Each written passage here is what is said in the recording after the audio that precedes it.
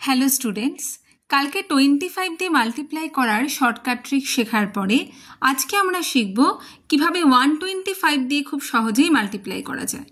যে কোনো বড় নাম্বারের ক্ষেত্রে তো খুবই সুবিধা হবে। 125 ইকুয়ালস টু 1000/8। কোনো নাম্বারকে 1000 দিয়ে মাল্টিপ্লাই করা মানে জাস্ট 3টে জিরো তার সাথে অ্যাড করে দেওয়া। যেমন 32 ইন্টু 125, তার মানে 32 ইন্টু 1000/8। তাহলে 32 এর সঙ্গে আমরা 3টে জিরো অ্যাপ্লাই করলাম, দেন 8 দিয়ে ডিভাইড করে দিলাম। আবার দেখো 999 ইন্টু 125, তার মানে 999 এর সাথে আবার 3টে জিরো, কারণ ইন্টু 1000 যেহেতু, তারপরে বাই 8। সেমভাবে কোনো বড় নাম্বারের ক্ষেত্রেও 938654 ইন্টু 1000, তার মানে 3টে জিরো অ্যাপ্লাই করা, তারপরে বাই 8 করে দেওয়া।